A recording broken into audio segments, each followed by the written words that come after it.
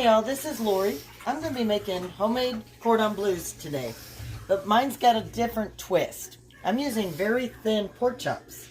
So just at the start, because my grandson's going to be eating them too, I am only going to be using seasoned meat tenderizer. It has all the seasonings, but none of the spice like curry powder, the brown sugar bourbon flavor, nothing. Just plain seasoned meat tenderizer. And to start, I'm going to have some eggs. So what I'm going to do is I'm going to break 3 to 4 eggs.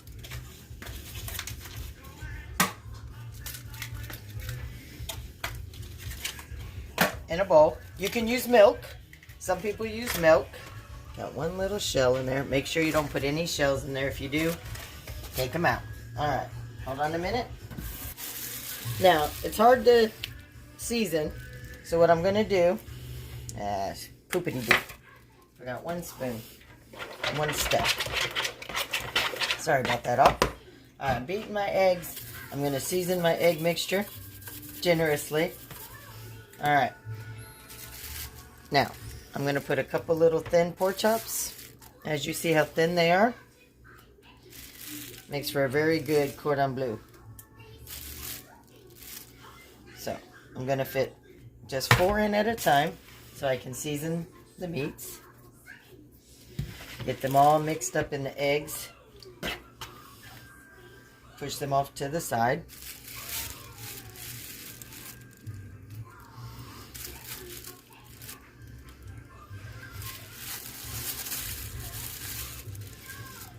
Always 1 or 2 that like to stick. And I'll season some more. Get those all mixed around in the egg mixture. Like I said, you can use milk. It's your choice. Okay, get that out of the way. Now this last one, I can actually season by itself. It's all by itself. Alright, so now I'm going to put these in the ice box to sit in the egg mixture for till we're ready to eat or till I'm ready to cook dinner. Okay? Alright, all. So my pork chops have been sitting. I put a little bit of oil, as you see. It's not very much because they're thin pork chops. You can already see the bottom. So I'm going to turn this on high just to get warm. So I'm going to go ahead and I'm going to drain because you don't want salmonella poisoning, so I don't even mess with it in my sink. You just want to drain the egg mixture. Let me get a fork. I'll just get this one. Alright, to hold the pork chops in. I'm going to drain all my egg mixture in a bag of trash that we already got going into the trash can. Alright. Okay. Now that I've wiped that off, we're going to come back over here. Now,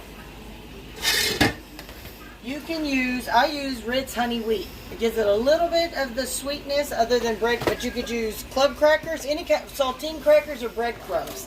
This is just what we use. So I put them in a bag and I used a rolling pin and made it into a fine dust. So with the stuff already drained, to make it easier, you can either put the pork chops in here, but I find it easier. I'm just going to dump it in here.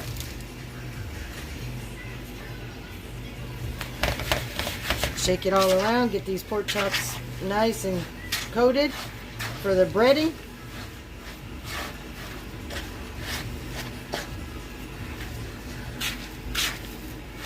As my oil's heating up.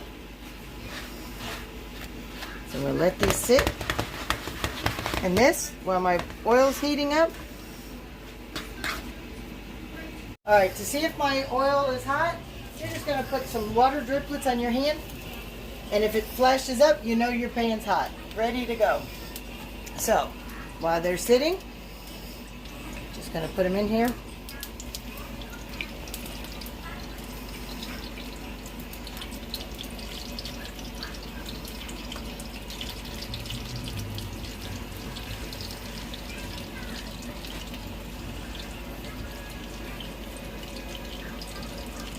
Okay. Alright, so now that my pork chops are done, as you see, I'm using some honey ham. I'm going to be using some sliced mozzarella, but you could use any kind of cheese you want, Swiss, provolone, or shredded. I'm going to drain them. I'm going to put it here.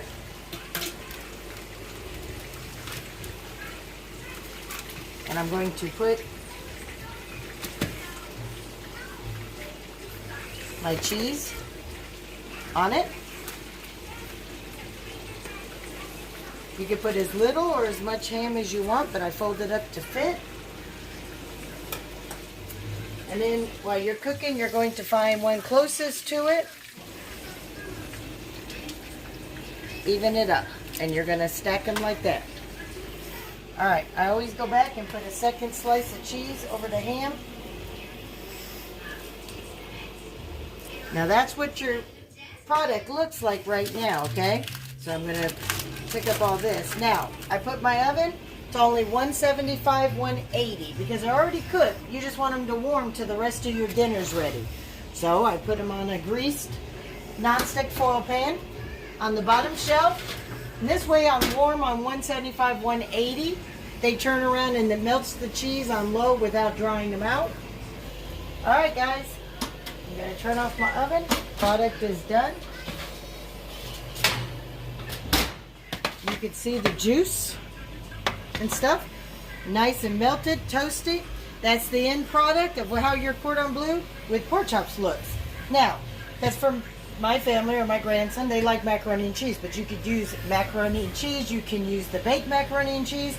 You can do mashed potatoes and gravy, fried cabbage. You can put any side that you want, or a nice steamed vegetable would be perfect. Or in the summertime when I make this, a nice watermelon or cantaloupe or a side of fruit. So here you have it. Homemade chicken cordon bleu with thin pork chop cutlets. For more recipes and to meet the night crew that comes out with a bunch of co-hosts with interesting content, please check us out at Lauries World for more information, more recipes, and more content. Hope to see you there.